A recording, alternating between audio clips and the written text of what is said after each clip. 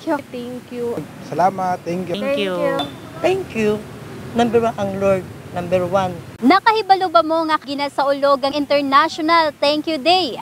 Base ka na sa pagtuon sa National Today, nga matag January ginasaulog kini isip reminder nga we need to be grateful not just today, but every day.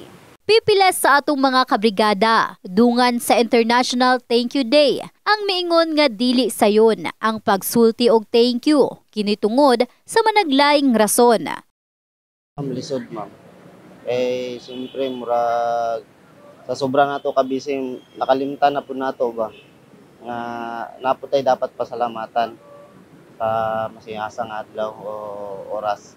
Depende sa pag-store sa pag-approach sa tao o may tsakan pa na ba unsay bagay nga thank you o anytime bago you thank you gyapon. Lalo na sa mong parents kay ano na mo ka dako na ka kay maulo na ka mag emotion sa mong parents maulo na. Apa na duna usab mga miingon nga sayon lang ang pag-ingon og thank you.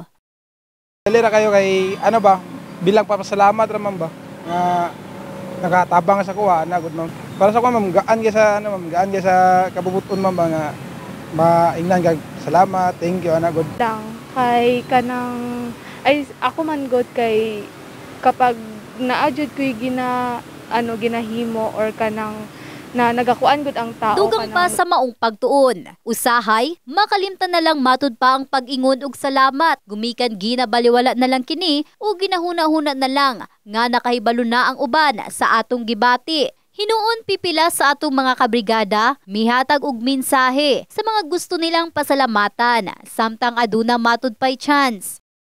Thank you kay giyalagaan ko ninyo og gibad ako og maayo pa og Mang, and thank you sa inyong mga sacrifice ako and unta mabawin ako na soon. Una-una is ang sa taas, o sa akong sarili, pati sa akong pamilya. Ang una-una ang Lord bago sa tao nga nagkatapang sa to unsay bagay nga nag-approach sa to nga maayong sakan pa na ba maayong istorya nga ang gibuhat sa to. Ang pagsulti og thank you, matud pa, sinyales sa adunay good manners ug makapaalma sa kasing-kasing ug nagpakita nga kita nagunahuna sa atong isig katawo. In the heart of changing lives, kini si Russell Jean Mantile. Sa Brigada News Gensan, Brigada News.